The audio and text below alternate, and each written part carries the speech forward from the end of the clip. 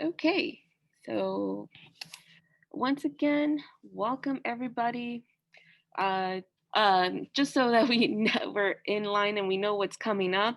Obviously, today, October 9th, is Monster Bash, which Jaden is going to demonstrate some great um, Photopea. I don't know what he's going to do, but he does amazing. He does like this great creature. So please stay tuned for that. October 16th, Monsters in Your Closet. So if you got last minute costume ideas, that was actually a collective title. We all decided on that. um, so yes, I'm really excited about that one. Next, we're gonna have the spooky Halloween decor. That should be a lot of fun. I know I'm gonna have a lot of fun with that one as well. And last but not least, October 30th, we're going to be having some Halloween special effects makeup. And that's going to be also a lot of fun. We're going to do some DIYs on that. So I hope everybody um, registers on time and tell your friends. Follow us on social media as well. And last but not least, thank you again for coming and joining us again. I'm going to send it over to Hector, my colleague, who's going to be talking about some terms and terminology for this webinar. Like usual, we want to make sure that you guys not only go home and listen to us, we want you guys to learn as much as possible as well. So Hector, he's going to start off with some terminology. Hector? All right. Thank you so much, Dinah, for that wonderful introduction. And like you mentioned, we are going to be talking about photo bashing. So here it is. Let me minimize this. And so what is photo bashing? We're going to be talking about photo bashing and concept art. So let's go ahead and start talking about some of the terms. And you can kind of get an idea by looking right now at the screen. You see this little creature, which is a very spooky creature for Halloween. So let's start with the definitions of concept art. So concept art is basically a form of illustration that is used to convey an idea for use in films or in video games or animation, comic books, or other media before it is put into a final product.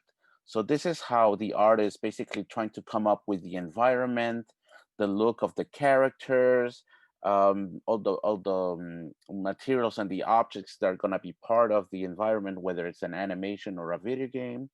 So concept art is developed through several iterations. So they try different ideas, different looks, and multiple solutions are explored before settling on a final design. Usually the art director will give the basic idea of what they're trying to convey, and then the artists are trying to execute these ideas by using all these different programs to create the wonderful art.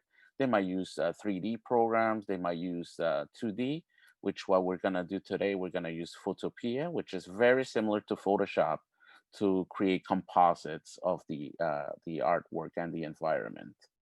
So one of the aspects of concept art, or one of the techniques, is called photo bashing, which is what Jaden is going to demonstrate later on in this webinar. And that is basically a technique where artists merge and blend photographs or 3D assets together while painting and compositing them into one final finished piece.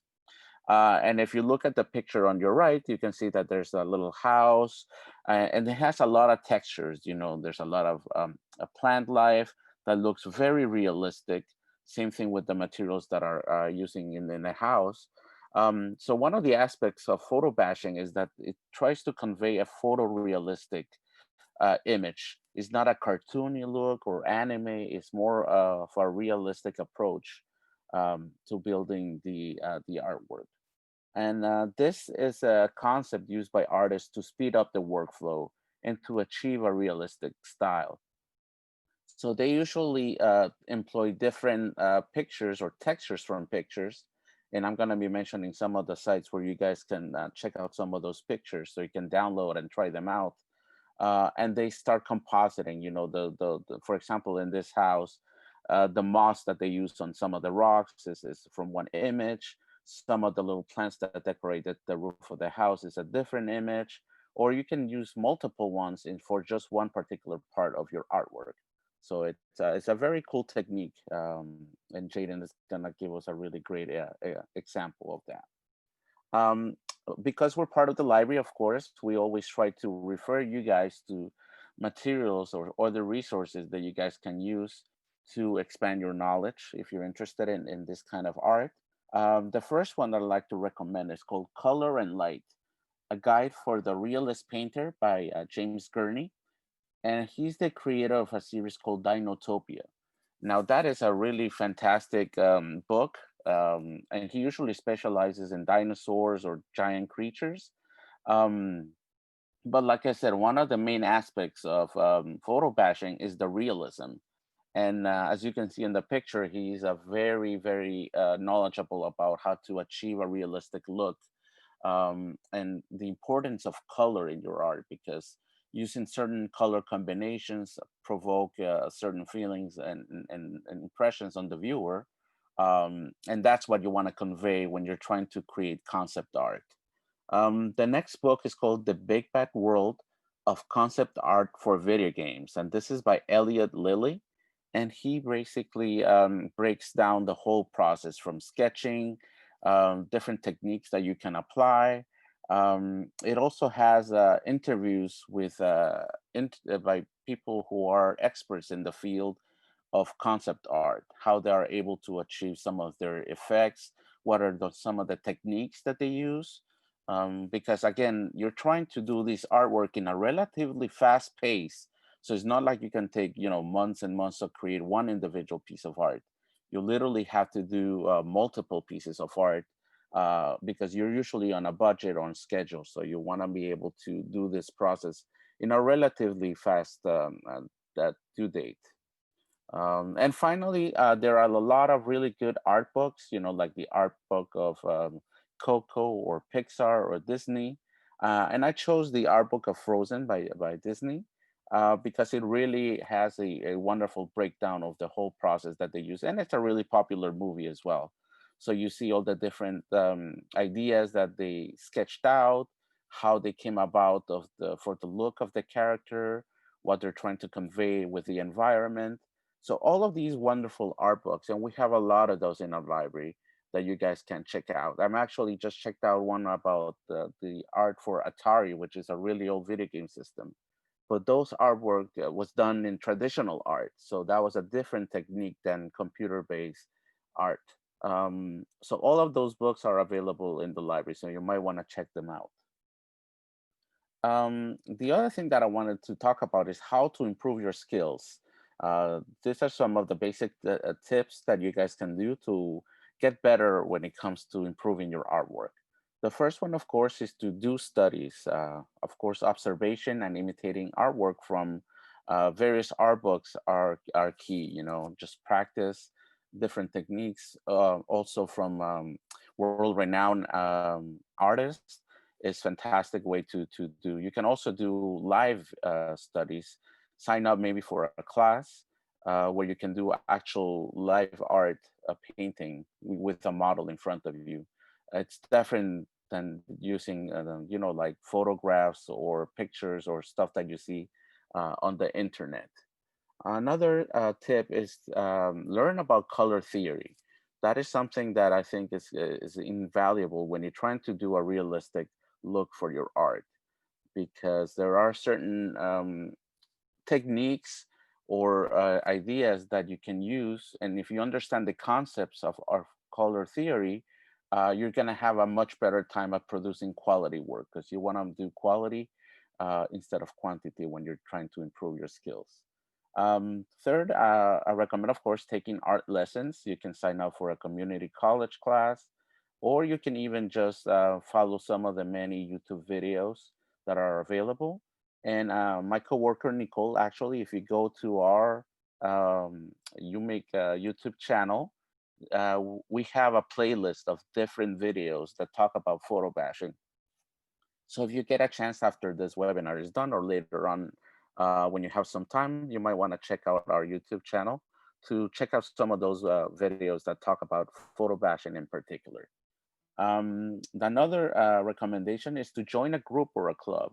Try to get together with people that have the same interests as you, It is really, really good to exchange ideas and see what other people are using, not just as equipment or materials, but also techniques, what works for them as far as, creating a portfolio, what is a good resource for a certain project.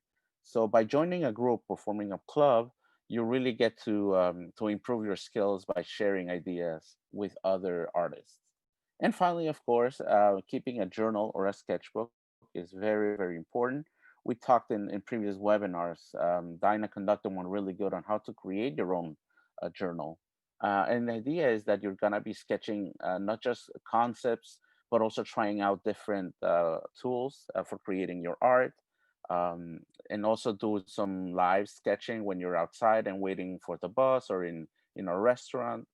Try to carry a small journal, so that makes you also come up with ideas, because if you don't have a sketchbook and you think, oh, I'm going to remember this, by the time you go home you might have forgotten it. So by keeping a journal, you're able to keep your ideas in a one place and you can refer to them later on. Now, photo bashing, like I said, talks about using different textures for your art. And I have some websites here. All of these are free resources, free websites that you can download, images of a brick wall, for example, or the scales on a fish, or the fur of a certain animal. The first one I'd like to recommend is pexels.com. That's actually very popular, so you might already know about it. Um, so you can just type on the search guide what you're looking for. You can look for water or ocean or animals, whatever you're looking for. It'll give you a result and you can download them for free. The next two is stocksnap.io and textures.com. Both of these are also free, but you do have to sign up for them. But again, it's a free service. And I think textures.com, you do have a limit of how many pictures you can download per day. I believe it's 20 or 25. But you can use them every other day and you can start building a little portfolio. So another thing I recommend is in your desktop or somewhere, keep a little folder, and then you can have like textures for animals, textures for the environment, or different materials that you use to keep yourself organized, so that later on when you need one, you can just go to the folder and start looking for your pictures. And finally, like I said, we have a YouTube channel. And you can look by YOUmake Miami. And Nicole also put in some videos on other resources where you can download all of these wonderful images. Finally, I also have some programs. Today, Jaden is going to be using Photopea, which is a program that's very similar to Photoshop, and it's a web-based program. So it's a little bit different from the other two, which are Sketchbook or Krita. These are also free, but you do have to download them in order to be able to use them. But they're also very, very popular when created this kind of art. And finally, I'm going to play a little video for you by an artist who um, created a photorealistic picture of Raja from Aladdin. And my coworker Jaden is going to talk a little bit about it as I play the video. So go ahead and play it for you. So this is an artist named Aaron Blaze. He's a pretty big name in the animation industry. I believe he's still working at Disney and he's been there for about 21 years.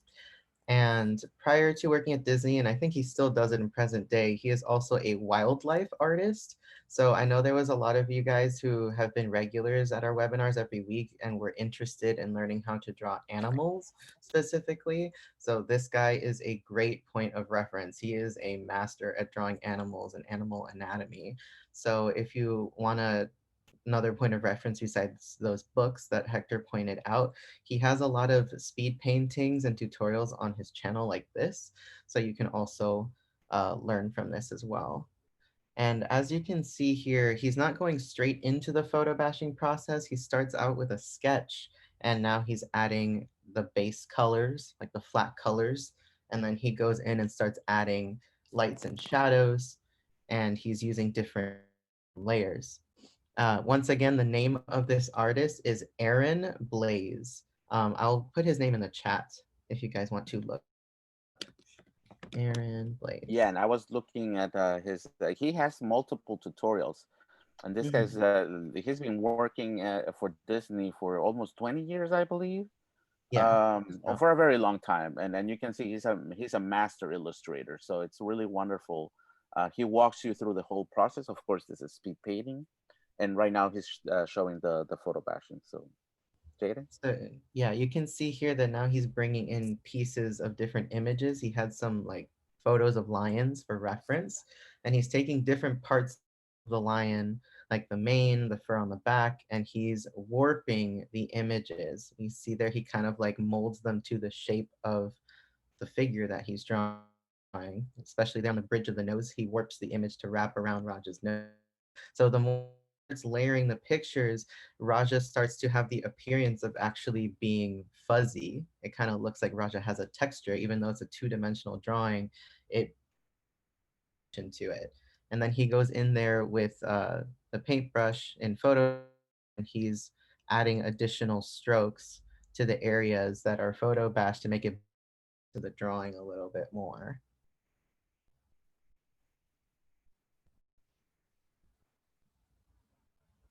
And so he's using Photoshop for this one. But of course, the other programs that we mentioned also allow you to create all of these different effects using the warp tool. Mhm. I still think he looks a little bit like Tony the Tiger. Jaden doesn't think so. No, Tony the Tiger has a blue nose. All right, well, So yeah, makes anything sense for like the blue this. nose. But yeah, it's fantastic artwork and artist. And now he's adding the background too. Mhm. And then he adds like a blur effect, kind of look like portrait mode for the tiger to make him stand out a little bit more. And he also uses the blend modes, which Jaden and Nicole are going to be talking about Mhm. to achieve different effects when you're creating your art. And so to lead us into the next segment, I'm going to pass it over to Nicole, who's going to be talking about Photopea, which is the program that we're going to be using. And she's going to go over not all of the tools because it's a really expensive program, but some of the main tools that you're going to be using, especially if you want to do this type of technique, which is photo bashing. So I'm going to stop my share and I'm going to pass it over to Nicole. Great. Go Thank ahead, you, Nicole, whenever Victor. you're ready. Thank you. Okay, I'm just gonna go straight into it. We are going to take a look at, there's actually a debate on how to say this. Some people say Photopea, some people say Photopea, and other people say Photopea. So we're just gonna call it Photopea just because as a group we decided that that sounded nice.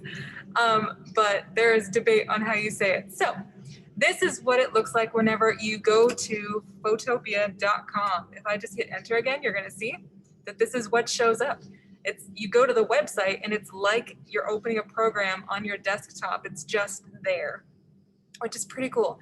So from here, we can open something on our computer and it will take any of these types of files. If you started something on Photoshop and you don't have Photoshop, but you still want to keep editing it, you can bring it into photopea.com, upload your PSD, and still edit it. So it's pretty impressive that you can upload any of these formats.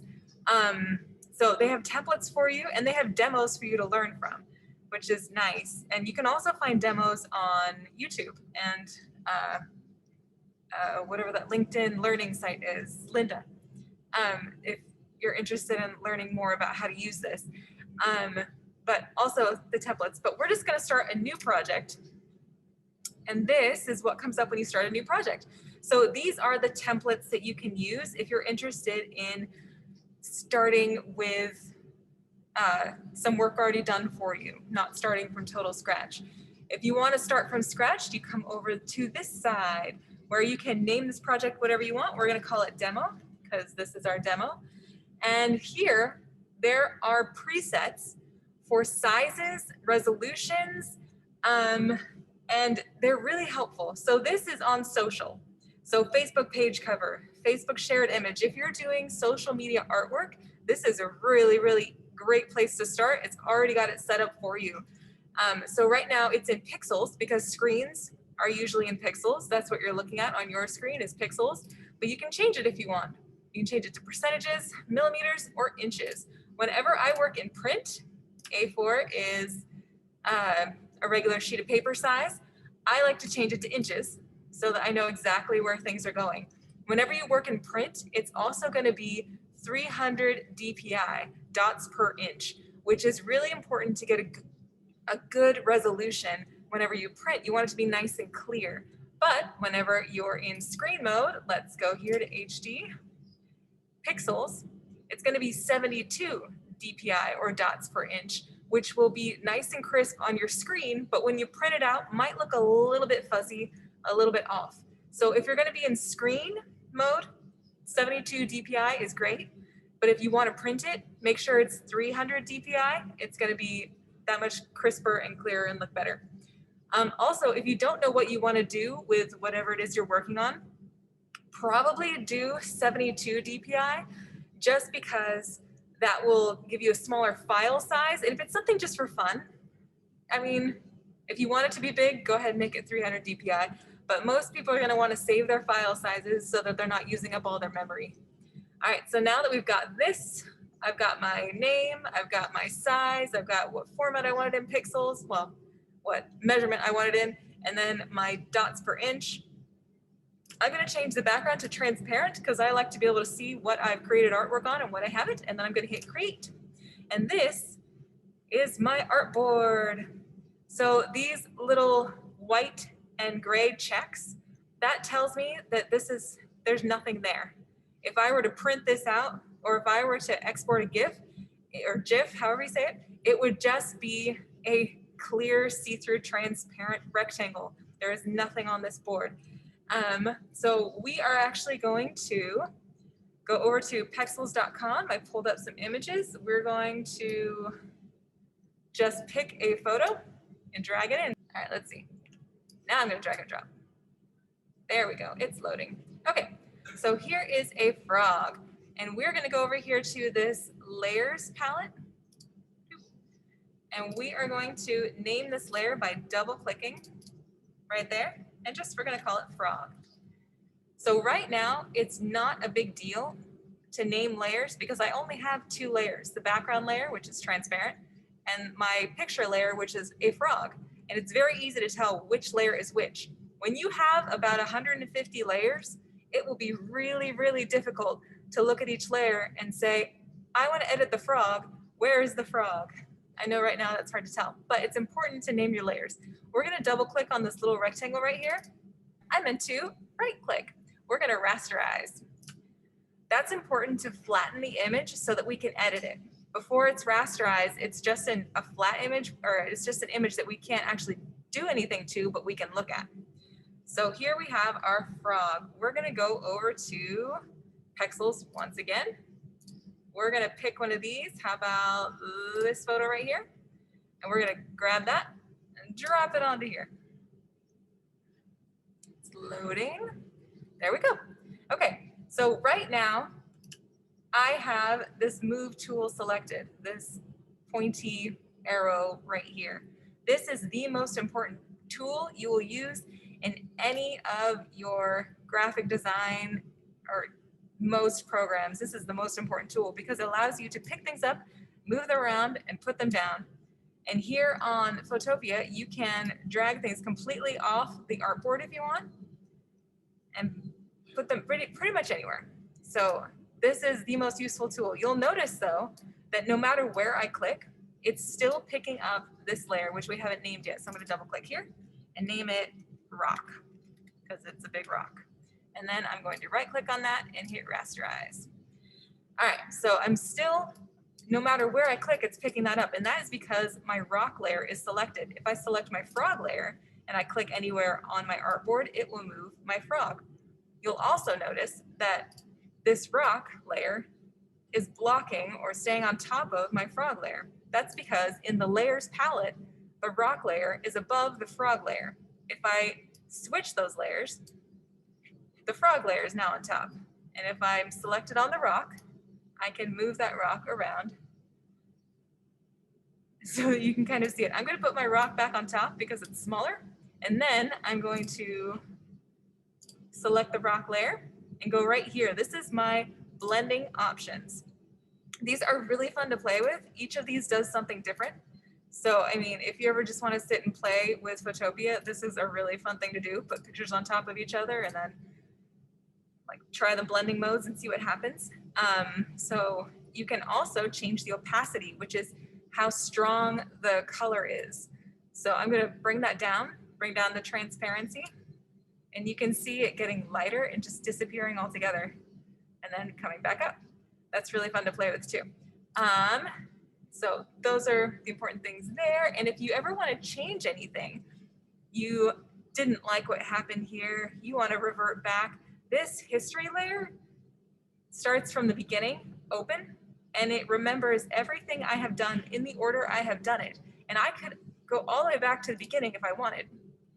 And then, I haven't changed anything yet, I'm going to go all the way back to the end of what I've done. So say I want to change something 5 changes back. So 1, 2, 3, 4, 5. There we go. And then I'm going to keep editing from that point in history.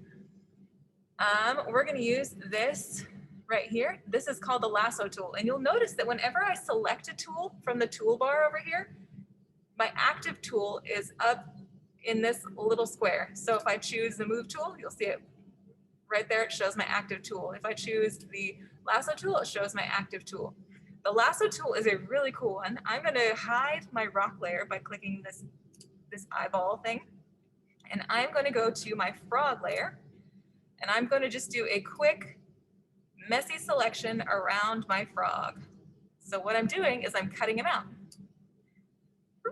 And see how it has these white and black lines around it?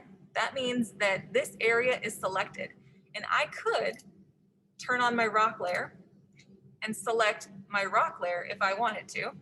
But since I want that shape of the frog, that general messy shape of the frog, I'm going to keep it here.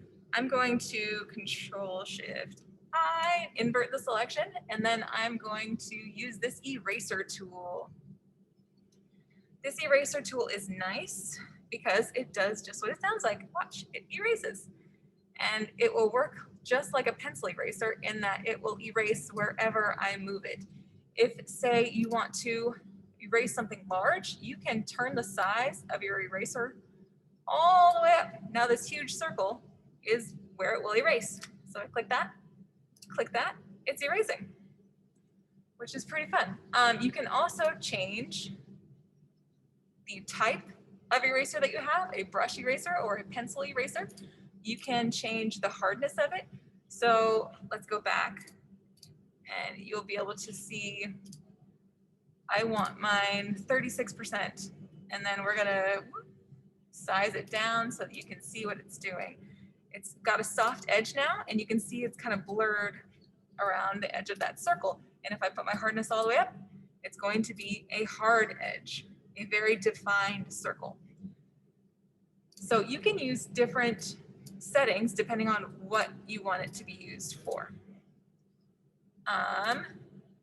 We are going to move to the brush tool. So we're gonna turn our rock layer back on, move our frog over here. We're gonna actually use the letter V. It's a quick code to get to your selection tool, your move tool. And we're going to, whoop, I forgot to deselect. So hit Command D and that will take the selection off. Or you can go up here to select and deselect if you have a selection open, so that you're no longer working in that defined area. Oh, and do you see how there's this line right here that I forgot to erase because it was underneath the artboard or the cutoff of the artboard? I'm going to grab my eraser tool once again. Gonna make it smaller so I don't erase my whole frog. And I'm just going to go along that line and erase it. Okay, so now that we have our frog kind of cut out, we're gonna go to our paintbrush. And we can't even start a new layer, this little flippy up page thing. Whoops. There we go. It's going to be layer 1, and we're going to call this paint. And we can choose a color. We're we're gonna make it, yeah, green like this frog. I'm selecting color from my image so that I can blend it better, just to make it easier. Okay, and then see that circle? That is the size my paintbrush is going to be. And I can just paint. Whoop. Anywhere. I guess I shouldn't have worried about the color of the paint because we're just scribbling. But you can, because the paint is in a different layer, we can turn off the paint that we just did, or we can turn it back on. And we can change our blending mode if we wanted to lighten. Say we want to lighten, and we go over that. Whoop. Oh, I guess that didn't do anything, just kidding. Let's turn the opacity down. That one does something. Ah, see how we can hardly see that? Turning the opacity down. We can even go over here, and these are the different brushes that you can turn your paintbrush into. So if you want a certain texture, and I want to see that texture bigger, and then I'm going to turn the opacity up so that you can see what that looks like. There you go. We can use all sorts of different things and say that's all really ugly scribbles. We're going to turn it off. All right, so those are 4 basic tools you're going to be working with. And the basic setup of Photopea. So I'm going to turn it back over to Jaden to share his stuff. All right, Jaden? Alrighty. Thank you, Nicole, for introducing us into Photopea. So before I dive right into Photopea really quick, I just wanted to show you guys the different creatures that I got inspiration from to create my little monster. So I took inspiration from the body type of the ferrets. I gave the creature like a long, short legs. I'm going to be incorporating the scales of the gecko, the feathers of the cockatoo, and some of the wrinkles from the hairless cat. So I took these images and gathered them for reference and inspiration, and then I came up with a sketch. So I worked on the sketch in Photoshop, just a really quick, loose sketch, and I started adding all the different layers and textures here in Photopea. So instead of creating a new project from scratch like Nicole did, I'm going to be opening a file from my computer. I'm going to tap this, and I have my file right here. I'm going to select it and click open. And here I have my little sketch, my little creature. So I made a loose pencil sketch, and then I went over to the opacity and lowered it a little bit to make the image lighter. And I went on top of it and refined the lines. So with a little movie magic, I already have this done for you guys. So I have my line art layer here, and I'm going to hide the sketch like Nicole showed us. And I'm going to show you guys a really quick shortcut of how to color in your drawings faster rather than manually going in with the brush. So with my line art layer selected, I'm going to go over to this tool over here. It looks like a little dotted with a bean in the middle. And if I hold and click down, it brings this drop-down menu. I'm going to go ahead and select the magic wand tool. So now I'm gonna go in here and select the feathers on top because that's what I want to color first.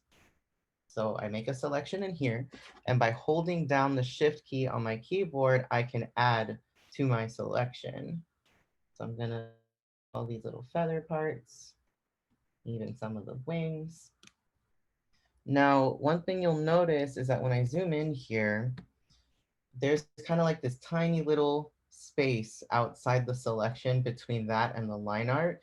If I leave the selection the way it is, it's going to leave a tiny little halo of white space in it. And I don't want that to happen. I want it to color inside the lines all the way. So a trick to do this is you're gonna go up to select, go down to modify, and then expand. Right now it's at 1 pixel. I'm gonna expand it to about 4 and hit OK. Then you'll notice the selection shifted slightly. Now it's inside the black lines. So when I put down my color, it should fill it in all the way. And now, of course, you have to remember to change layers because I don't want to accidentally color on top of my line art. So I'm going to go down here and select the new layer button, this little page with the fold up corner. And I'm going to title this flat color because I'm just laying down the base colors right now.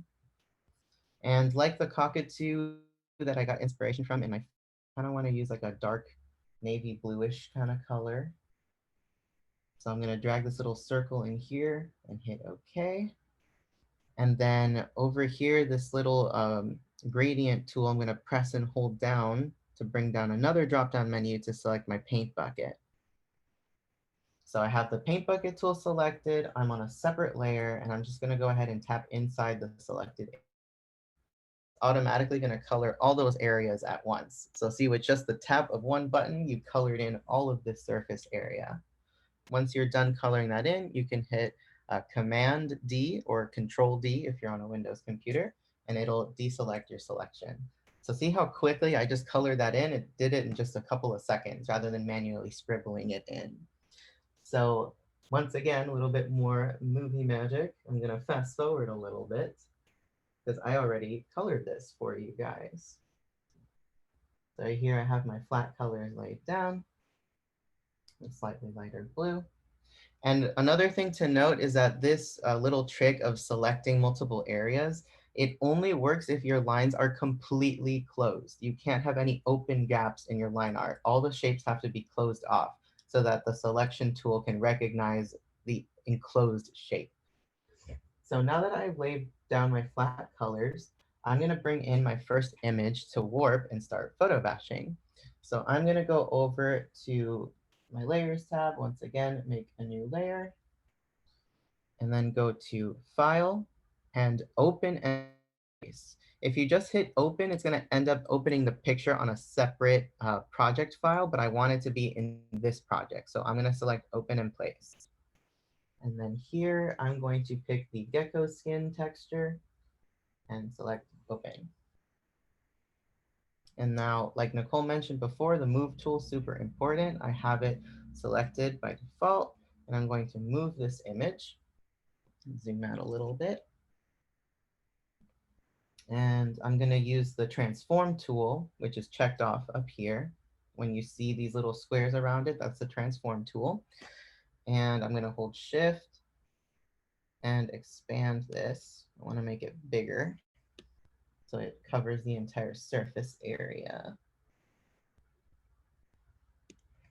Now to warp this image, we're gonna go to Edit, Transform, and Warp.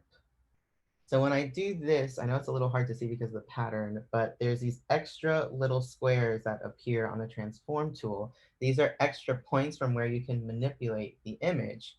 But of course, over here in the layers tab, remember earlier, Nicole showed us how to rasterize our layers. This little black square in the thumbnail means that the image is rasterized. And what that means is that you can't make any changes to it just yet. So for us to be able to manipulate this picture, I have to rasterize it first. Go ahead and rasterize. There we go. And now I can start warping it. So I'm going to start taking some of these points. Oops. I'm going to go to Edit, Transform, and Warp. And I'm going to start moving the points around and curving it to the shape of my little dragon creature.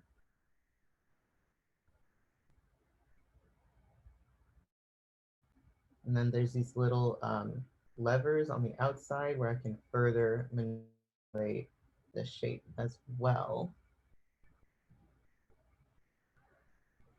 And of course, I'm covering the entire surface area of this drawing, but there are certain sections where I don't want the scales to be, like part of the tail over here and the beak and the underbelly. But remember how I showed you guys that quicker way to color in your selections? Selection tool is going to come in handy for getting of excess parts of our image that we don't want. And I'm going to show you that in just a second.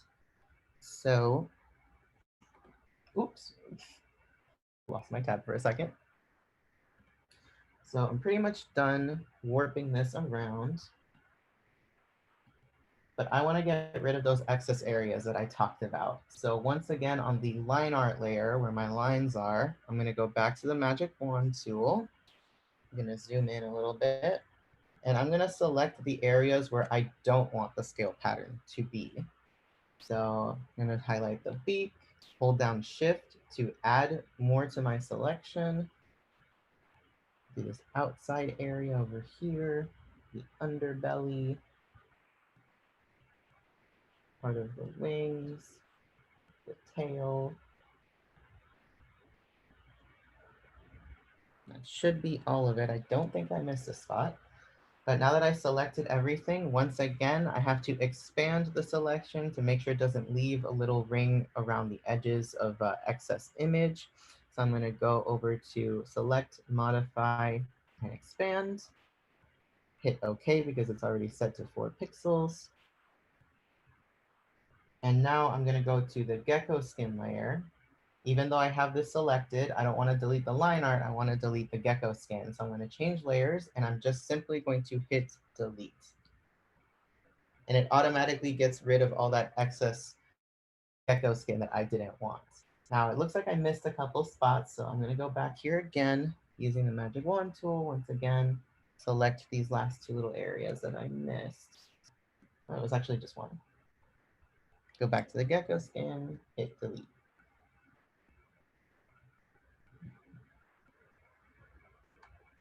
And rinse and repeat.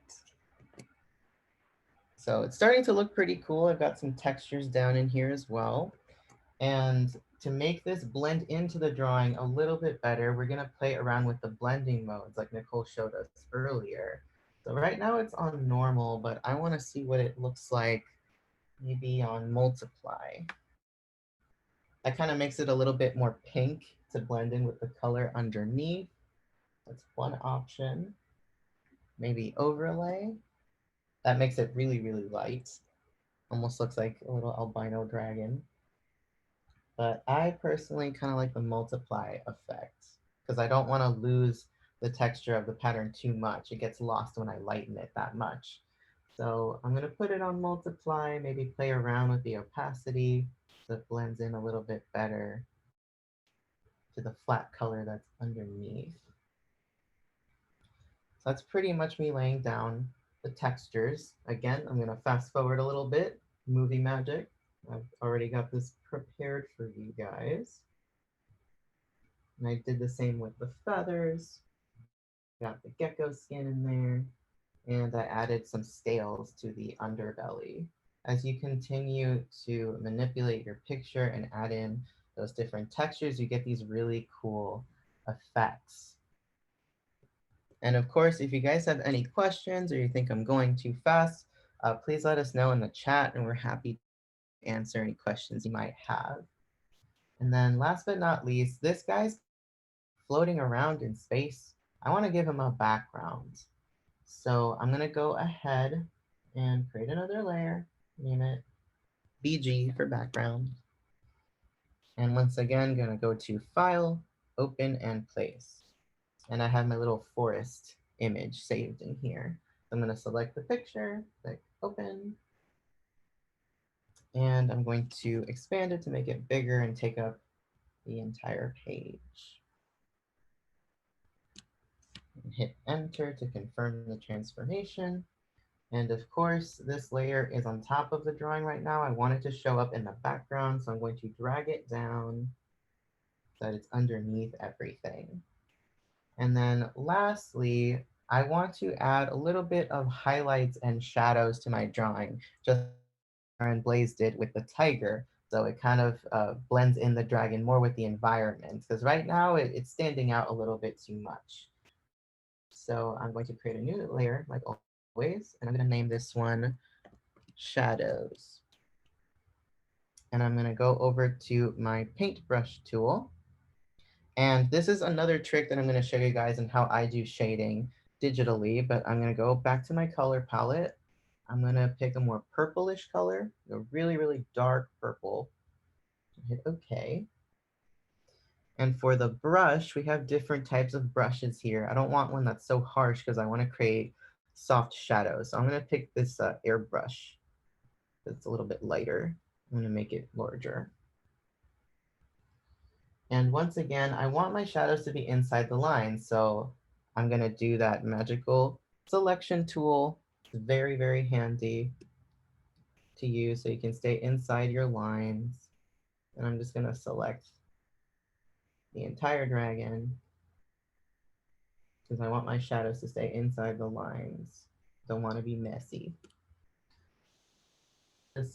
I'm gonna go back to my shadow layer, use my paintbrush, and I'm gonna start putting in these shadows. Oops. There, now we can see it. So I know this dark purple looks really, really harsh against the rest of the dragon, but I'm gonna show you guys my trick in just a second.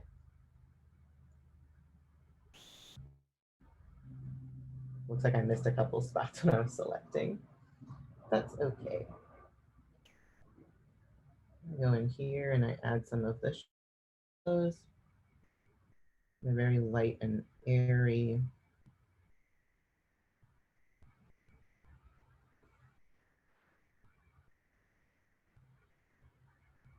So once I have all these shadows laid down, I'm going to go into the shadow layer and I'm going to lower the opacity. So see, when I start bringing it down, it becomes a purple. It looks more natural in the light and it blends into the image a lot better. If I hit deselect, it blends in pretty naturally. And if you continue going in and adding these shadows and highlights, I'm going to show you guys my finished product.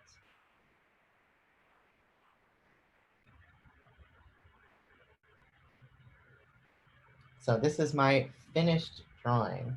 I went in and I started adding those shadows like you can see here.